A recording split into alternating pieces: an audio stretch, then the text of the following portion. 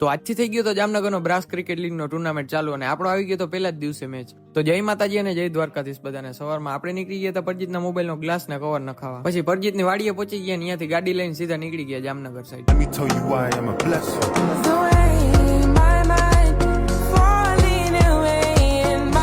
જામનગર પહોંચી ગયા ને આપણે જવાનું હતું ચોથા માળે એટલે ચડી ગયા સીધા લિફ્ટમાં. પછી આપણે ટાઉન હોલે આવી ગયા હતા પરજીતના ફોનનો કવર ને ગ્લાસ નખાવાનું. ભીખાભાઈ હજી દુકાન ખોલી હતી આપણે પહોંચ્યા ને કવર ને ગ્લાસ આપણે નખાવી લીધું ને સીધા પહોંચી ગયા હતા ઘરે. ઘરે પહોંચ્યા ને ભાઈ આપણે T10 બ્રાસની જર્સી આવી ગઈ હતી જે આજથી ટુર્નામેન્ટ ચાલુ થાય છે. પછી આપણે પહેરીને ટ્રાય કરી તો ભાઈ પરફેક્ટ થઈ.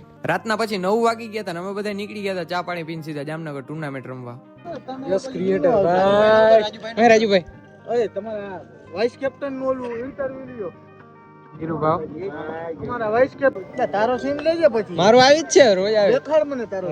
પછી આપણા બધા પ્લેયર આવી ગયા હતા ને ટોસ જીતીને આપણે પેલી ફિલ્ડિંગ કરી હતી. પેલી ઇનિંગ પતી ગઈ હતી ને આપણે મળ્યો તો ટાર્ગેટ 84 રનનો.